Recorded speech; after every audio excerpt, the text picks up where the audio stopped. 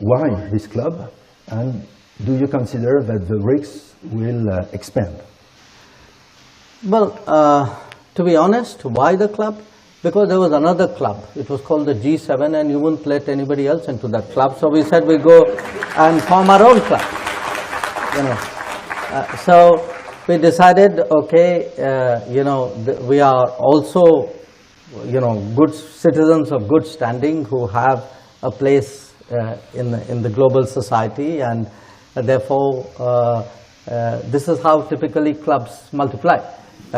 So it started, and as it started, like many clubs, it gained a life of its own. Over a period of time, others saw value in it as well. So in a sense, I would say, it's actually a very interesting group, because if you look at it, typically any club or any group has either a geographical contiguity or some common historical experience, or a very strong economic connect. There are some orthodox binding factors, but when you have a Brazil in South America, and Russia in Europe, and India and China and Asia, and later on South Africa was added, the common feature was really, I would say, big countries rising in the international system. Russia perhaps had already risen, so would not necessarily qualify in that, who felt that their coming together would give them greater weight and greater influence.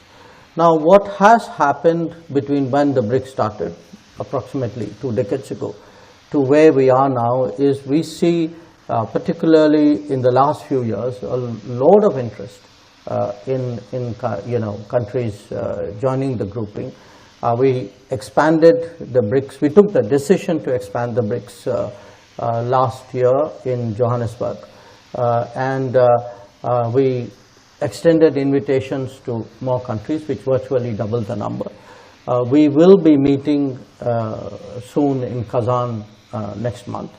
And we know, as I travel around the world, I frankly see more and more enthusiasm, more interest really in countries wanting to be associated in some form or the other.